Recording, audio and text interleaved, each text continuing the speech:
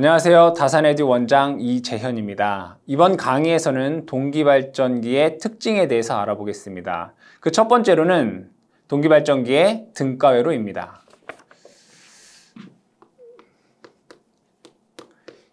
이 등가회로라고 하는 것은 이 동기발전기를 회로로 구현한 것이죠. 그럼 이 회로로 구현하는 데에는 기본적인 조건이 있겠죠. 어떠한 조건인지를 알아보게 되면 이 등가회로를 그리는 데 있어서 조건은 자기 포화가 되지 않은 원통형 회전자를 갖는 동기기입니다. 이 계자가 여러분도 아시다시피 원통형도 있고 돌극형도 있습니다. 이 돌극형 같은 경우에는 공극이 간격이 불균형하기 때문에 이상적이다라고 할 수 없습니다. 우리가 회로를 해석하는 데 있어 좀 더 이상적인 원통형 회전자다라고 보시면 됩니다. 그래서 자기 포화하지 않은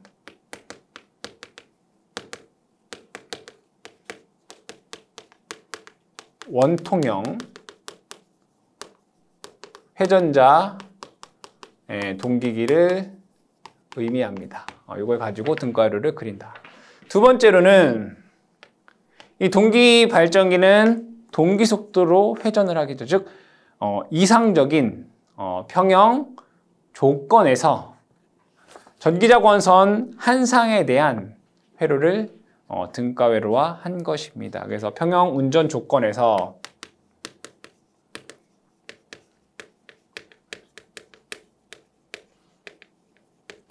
평형 운전 조건에서 전기자 권선에 대한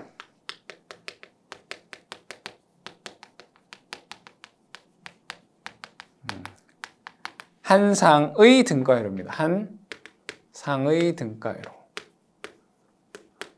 분명히 한 상이다라고 얘기를 했습니다. 그러면 동기 발전기를 그려보면 이렇게 우리는 그릴 수 있습니다. Y 결선이 되어 있다라고 했죠.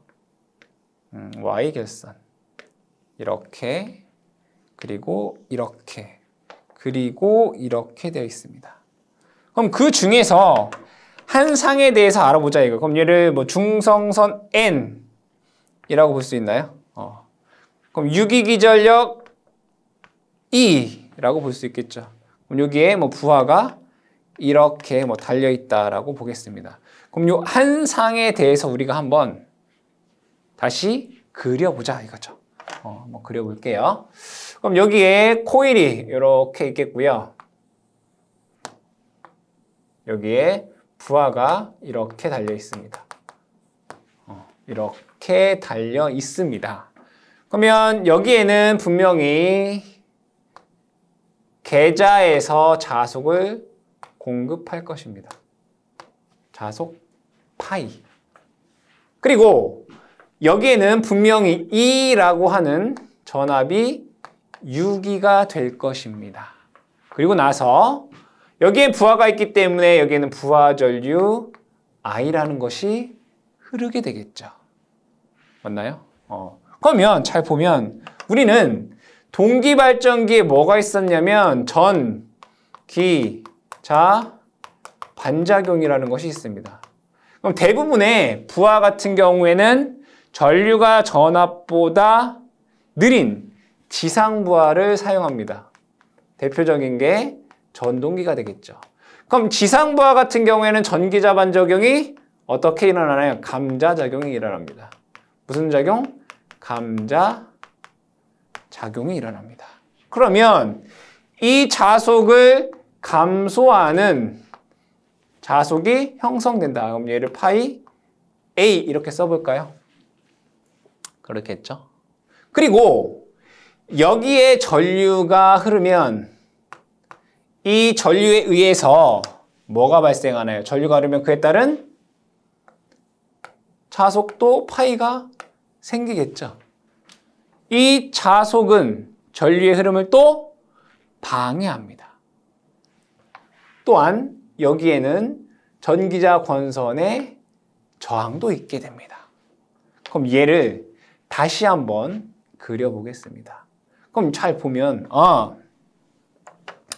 이 부하에 걸리는 양단의 전압을 제가 편의상 그냥 V다 라고 적어볼게요. V다. 그럼 V는 단자 전압은 맨 처음에 최초에 생성된 이 자속 파이에 의해서 생성된 전압을 E라고 보겠습니다. E에서 자 여기 보시면 전기자 반작용이 작용하면 감자작용이 되겠죠. 그러면 이 전압을 감소시킬 거 아니에요. 즉 전기자 반작용에 의한 이 자속에 의한 전압을 전기자 반작용에 의한 전압 강하 EA라고 써보겠습니다. 그 다음에 여기 보시면 전선에 전류가 흐르면 그 전선 주변에 자속이 세교하죠. 그러면 반대 방향으로 전압이 또 유기가 될 거 아니에요. 그럼 이것을 EL 이렇게 적어보겠습니다. 그리고 권선의 저항에 전류가 흐르면 또 전압 강화가 발생하겠네요. I, RA 이렇게 쓸 수 있습니다. 그럼 얘를 다시 정리해보면 E 마이너스 얘는 I의 J 전기자 반작용에 의한 리액턴스 XA라고 쓸 수 있고 마이너스 I의 J 누설 리액턴스에 의한 전압 강화 XL이라고 쓸 수 있고요. 마이너스 I의 RA 전기자 권선 저항이 되겠죠. 그럼 얘를 다시 한번 쓰게 되면 E 마이너스 다 I가 됐네요. I의 여기는 RA 플러스 여기 보면 다 J네. J XA 플러스 XL 이렇게 쓸 수가 있습니다. 그럼 여기서 용어를 한번 적고 넘어갈게요. XL이라고 하는 것은 전기자 누설 리액턴스입니다. 그냥 간단하게 얘를 그냥 누설 리액턴스, 전기자 리액턴스입니다. 누설 리액턴스. XA라고 하는 것은 전기자 반작용 리액턴스 이렇게 얘기를 합니다. 전기자 반작용 리액턴스. RA는 이제 권선 저항이 되겠죠. 권선 저항. 여기에서 I라고 하는 것은 뭐 부하 전류 또는 뭐 전기자 전류 이렇게 얘기하겠습니다. 여기는 유기 기전력이 됩니다. 그럼 이것을 가지고 자 XA 더하기 XL을 얘를 합쳐서 우리는 XS라고 쓰고 얘를 동기 리액턴스라고 합니다. 뭐라고 한다? 동기 리액턴스. 그리고 한 번 더. 그럼 얘는 저항 더하기 동기 리액턴스. 그럼 얘를 이렇게 쓸 수 있잖아요. RA 플러스 JXS라고 쓸 수 있단 말이에요. 그럼 얘를 GS라고 쓰고 얘를 동기 임피던스 이렇게 얘기를 합니다. 동기 임피던스 맞나요? 동기 임피던스. 아, 그럼 이걸 가지고 얘가 전압 강화란 얘기잖아요. 이걸 가지고 등가회로를 그리면 이렇게 그릴 수 있다는 얘기네요. 한 상에 대한 여기는 자속에 의해 생성된 유기기전력 E 그 다음에 여기에 RA 그 다음에 여기는 XS 동기 리액턴스 이 동기 리액턴스를 XA 플러스 XL 이렇게 쓸 수 있습니다. 그죠? 여기에 이제 부하가 이렇게 존재하게 됩니다. 그리고 여기에는 단자전압 뭐 V 뭐 이렇게 쓸 수가 있겠네요. 이게 동기 발전기의 등가 회로가 되겠습니다. 다시 한번 동기 임피던스 GS는 RA 플러스 J의 XS라고 쓸 수 있고 동기 리액턴스 자 RA의 플러스 J의 XA 플러스 XL 이다 라고 쓸 수가 있겠고요. 근데 실제 여기에서 보게 되면 RA와 XS를 비교해 보면 얘가 월등히 크게 됩니다. 그럼 월등히 크다는 얘기는 요 권선의 저항을 뭐 할 수 있다? 네, 무시할 수 있다. 그래서 동기 임피던스 GS를 그냥 JXS다라고 쓰기도 합니다. 그래서 여러분들 이것도 같이 기억을 해주시기 바랍니다. 자, 두 번째는 전압 변동률입니다. 전압 변동률. 식으로 한번 보겠습니다. 전압 변동률은 전압이 얼마만큼 변화하느냐라는 걸 얘기를 합니다. 전압 변동률 입실로는 정격 전압분의 무부하 단자 전압. 다시 정격 단자 전압분의 Vn. 부하가 있을 때의 전압을 Vn이다 이런 얘기죠. V0라고 하는 것은 무부하 없을 때의 전압 V0 마이너스 Vn 곱하기 100 이렇게 쓸 수 있습니다. 그럼 얘를 한번 보게 되면 부하가 있을 때의 V와 부하가 없을 때의 V를 한번 보겠습니다. Vn분의 부하가 없으면 여기를 V0 이렇게 쓸 수 있잖아요. 그럼 여기에 걸리는 전압, 즉 여기에 흐르는 전류가 0이란 말이에요. 0. 그렇죠? 그럼 여기 써볼게. 이 V는 여기 있는 거 그대로 쓰는 거예요. V는 2에 마이너스 I에 GS 이거잖아요. GS. 그 GS가 뭐예요? JXS 이렇게 쓸 수 있단 말이에요. 왜냐하면 GS가 JXS로 쓸 수 있으니까. 그러면 무부하 시에는 요 I가 0이란 말이에요. 그럼 얘는 뭐랑 같아요? 2랑 같아요. 2. 그럼 얘는 2 마이너스. 정격 C는 요거잖아요. 그래서 V 대신에 요거 쓸 수 있다고요. 2 마이너스 I의 JXS 이렇게 쓸 수 있단 말이에요. 그러겠죠? 그럼 얘를 뭐 100분율이니까 곱하기 100. 다시 한번 적어보도록 하겠습니다. 그럼 VN에 VN이 뭐 이거랑 똑같지만 E 마이너스 E 플러스 I의 JXS 이렇게 돼요. 맞죠? 그럼 얘를 한번 없애보도록 할게요. 그러면 전압 변동률 입실론이라고 하는 것은 전격 전압 Vn분의 I의 JXS라는 얘기잖아요. I의 JXS 곱하기 100이다 이렇게 쓸 수 있어요. 그럼 여기에서 첫 번째 만약에 지상부하이다. 지상부하는 전류가 전압보다 90도 느린 거죠. 그러면 I를 우리는 이렇게 쓸 수 있나요? J, I, L. 느리니까 마이너스. 그잖아요. 느리니까 마이너스. 이렇게 쓸 수 있다고요. 마이너스 J, I, L.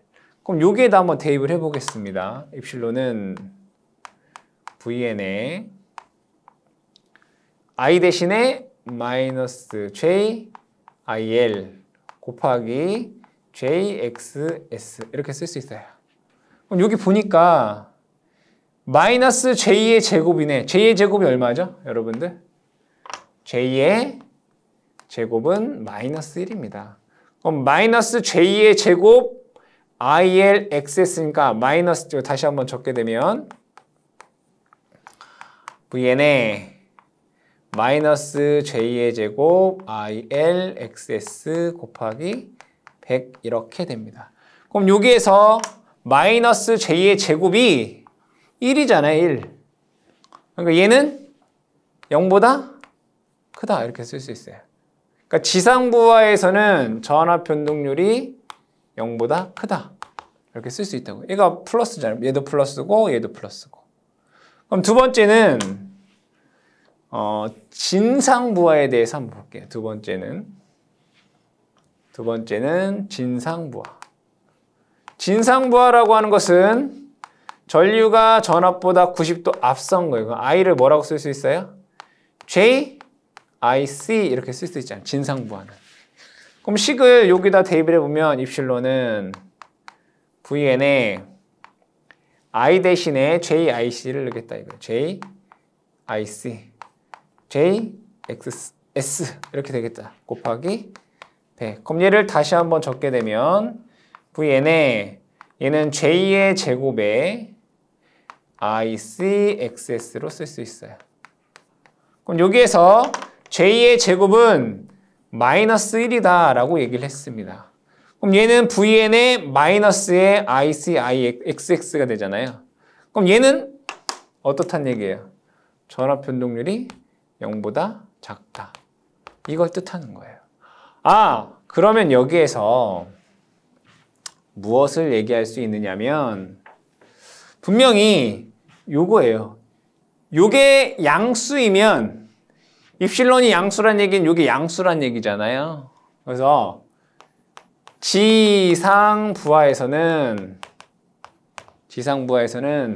무부하 단자전압이랑 전격전압이랑 비교해봤을 때 무부하 단자전압이 더 크다는 얘기예요. 그래서 전압 변동률이 0보다 크다 이렇게 된다고요. 그러면 이 진상부하에서는 즉 앞선 전류가 흐를 때에는 얘가 음수가 나온다는 얘기죠. 그러면 무부하 단자전압과 전격전압 중 이 전격전압이 더 크다 이런 얘기예요. 그러니까 얘가 음수가 나온다 이거죠. 그래서 여러분들이 이거까지 기억을 해두셔라. 전압 변동률의 공식 입실론이 전격전압분의 무부하 단자전압 마이너스 전격전압 곱하기 100이다. 그때 지상부하 같은 경우에는 전압 변동률이 양수가 되고 즉 무부하 단자전압이 더 크다 이런 얘기고요. 진상부하에서는 전압 변동률이 음수가 나오는데 무부하 단자전압이 전격전압보다 작다라는 것까지 여러분들이 기억하시면 되겠습니다. 세 번째는 동기발전기의 특성 곡선입니다. 이 특성 곡선은 두 가지가 있는데 하나는 무부하 포화 곡선, 하나는 단락 곡선입니다. 이 무부하 포화 곡선 같은 경우에는 계자 전류와 그 다음에 유기기전력과의 관계를 나타내는 것이 무부하 포화 곡선이고 단락 곡선 같은 경우에는 계자 전류와 단락 전류와의 관계를 나타내는 것이 단락 곡선이 되겠습니다. 이 무부하 포화 곡선과 단락 곡선을 그리기 위해서는 무부하 시험이라는 것이 있고 단락 시험이라는 것이 있습니다. 그럼 이때 무부하 포화 곡선부터 그려보겠습니다. 그럼 무부하 포화 곡선을 그리기 위해서는 무부하 시험을 해줘야 되겠죠. 이때 IF를 증가할 때 이 유기기전력 2와의 관계이죠. 그러면 여기에서 유기기전력 2라고 하는 것은 기존에 공부했듯이 4.44 FN 파이 M 이렇게 쓸 수 있습니다. 그럼 자속 IF를 증가시키면 자속이 증가할 것이고요. 이 자속의 증가로 인해 유기기전력이 증가를 합니다. 그러면 IF 값을 증가시키면 유기기전력 2가 어떻게 된다? 증가가 된다. 그러면 우리는 그래프를 이렇게 그릴 수 있습니다. 이렇게. 그쵸? 근데 실제로는 이렇게 곡선이 되지 않죠. 왜? 자기 포화가 있기 때문에. 공국 내에 자기 포화가 발생하기 때문에 실제 그래프는 이렇게 가다가 이렇게 꺾이게 됩니다. 이런 식으로 어떻게 된다? 꺾이게 된다. 이렇게. 그러면 자기 포화가 없을 때의 유기기전력에 대한 곡선은 요거죠. 그럼 얘를 우리는 뭐라고 하냐면 얘를 이제 공극선 이렇게 얘기를 합니다.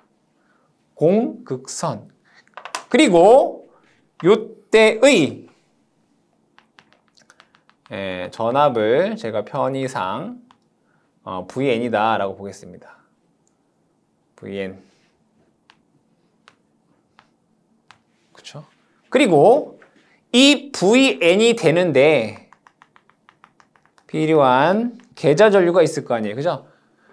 부하 없이, 무부하 시 계좌 전류를 증가하여 이 발전기의 전격 전압까지 유지하는 데 필요한 계좌 전류를 제가 IFS다 이렇게 쓰겠다 이거예요. 이때를 IFS. 이게 무부하 포화 곡선입니다. 두 번째로는 단락 곡선에 대해서 알아보겠습니다. 단락 곡선은 이 3상을 단락을 하고 다시 3상을 단락을 하고 IF를 조정하여 여기에 흐르는 단락 전류가 원래 이 발전기가 전격 운전 시 흐르는 전격 전류가 있을 거 아니에요. 그쵸? 그러겠죠. 그러면 IF를 증가하여 IS가 증가가 될 거예요. 단락시켰으니까. 그럼 이 그래프는 어떻게 되느냐? 이렇게 됩니다. 이렇게.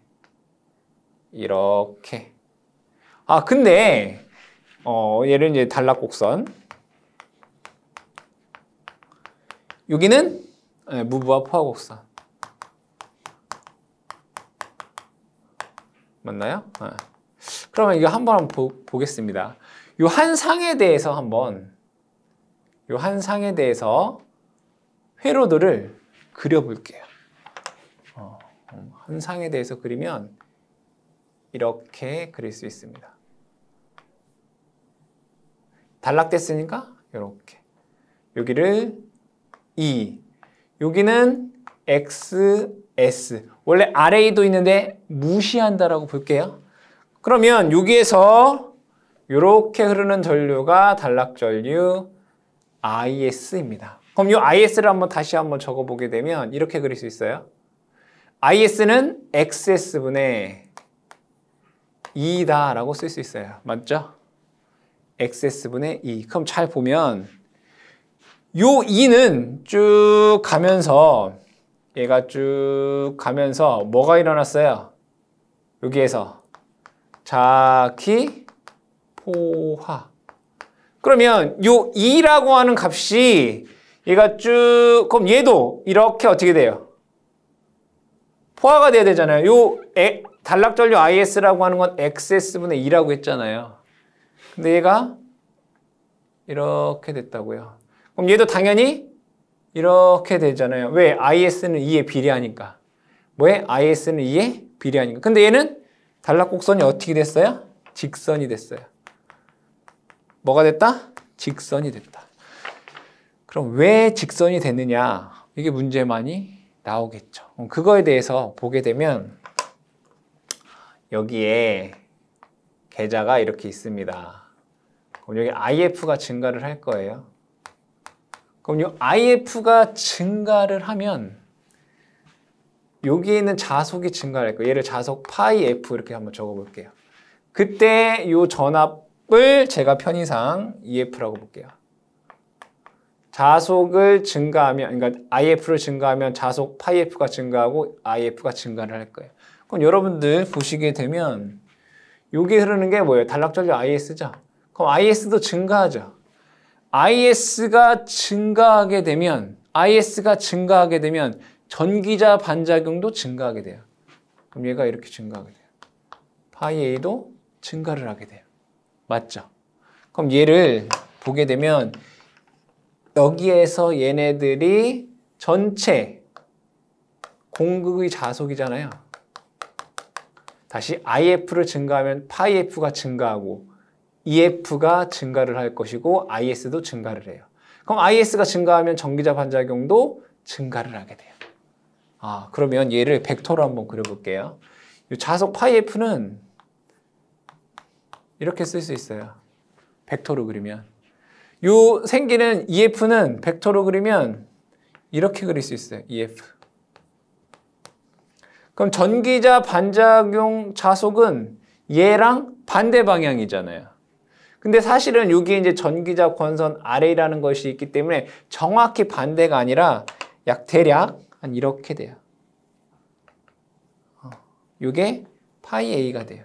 뭐 이 그래프를 다 아는 게 중요한 게 아니고. 그러면 공극 내 자속은 얘랑 얘랑 더한 거란 말이에요. 그럼 얘랑 얘를 더하게 되면 이렇게 돼요. 이게 공극 내 자속이 돼요. 파이. 공극 내 자속. 그러면 파이 F랑 파이를 비교해보면 얘는 미소량이 돼요. 즉 공극의 자속이 작아진다고요. 공극의 자속의 양이 작다라는 얘기는 뭐 한다는 얘기예요? 자기 포화를 하지 않는다는 얘기예요. 자기 포화한다라고 하는 건 자속이 많을 때 자기 포화가 일어나는 거잖아요. 자기 포화 때문에 얘가 이렇게 꺾이는 거라고요. 근데 전기자 반작용 자속에 의해서 공극 내 자속이 줄어든단 말이에요. 그럼 자속의 양이 줄기 때문에 자기 포화가 이루어지지 않고 얘가 단락곡선이 어떻게 된다? 직선이 된다. 얘가 자기 포화하지 않기 때문에, 즉 자기 포화하지 않으면 2는 이렇게 된단 말이에요. 이렇게. 요거 나누기 xs니까 얘가 계속 직선이 된다는 거죠. 그래서 단락곡선이 직선이 되는 이유는 뭐 때문에? 전기자 반작용 때문이다. 이게 답인 거죠. 문제에서. 단락곡선이 직선이 된 이유는 답이 전기자 반작용이다. 그러면 여기서 조금 더 알아보겠습니다. 여기를 단락시켜 놓고 IF를 증가해서 전격 전류가 됐을 때 자속이 IF 값이 있을 거 아니에요. 그죠? IF를 계속 증가시켜서 전격 전류가 되었을 때, 이 발전기의 전격 전류가 되었을 때의 자속을 IFN 이렇게 한번 적어보자 이거예요. 이렇게 한번 적어보도록 할게요. 그러면 여기에서 나오는 이제 여러 가지가 있습니다. 이 그래프를 보고 여기는 이제 지우도록 하겠습니다. 설명이 됐으니까 여기 있는 걸 가지고 얘기를 해볼게요. 첫 번째 포화율이라는 게 있어요. 포화율. 포화율 뭐냐? 여기서 여기를 5점, 요 점을 5, 여기를 제가 편의상 5 다시 라고 쓰도록 하고, 그 다음에 여기를 A점, 여기를 B점, 여기를 C점. 공극선을 조금 더 길어볼게요. 이렇게. 여기를 D점, A, B, C, D, E, F. 여기는 C 다시 이렇게 써볼게요. 뭐 그림이 중요한 거니까. 공극. 자, 첫 번째가 뭐라고요? 포화율. 포화율은 보통 이렇게 쓰죠. 여기서부터 여기 길이 분해, 여기서부터 여기 길이를 포화율, 자속의 포화율이다 라고 얘기를 합니다. 그래서 포화율은 선분 5 다시 C 다시 분해, 5 다시 C 다시 분해, 여기서 여기 길이에요. C 다시 C의 길이다. 그거 알아두셔야 되고요. 두 번째 동기 임피던스.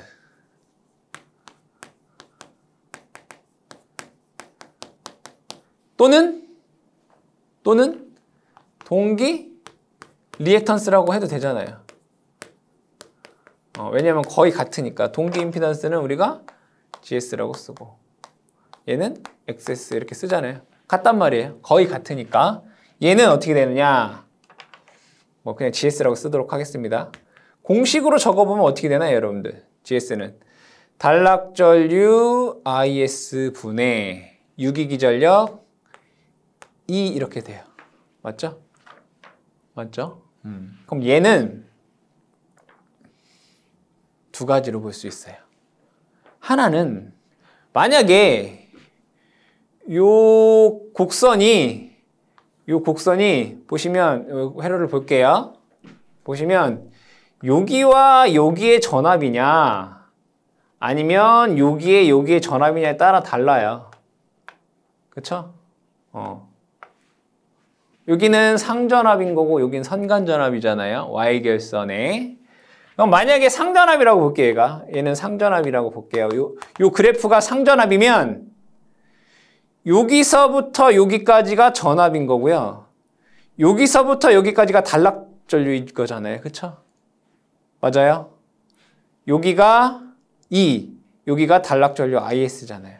그럼 얘는 뭐라고 쓸 수 있어요? 상전압인 경우에 여기서부터 여기까지가 E, 여기서부터 여기까지가 전류 AB분의 여기서부터 여기 AC가 돼요. 맞나요?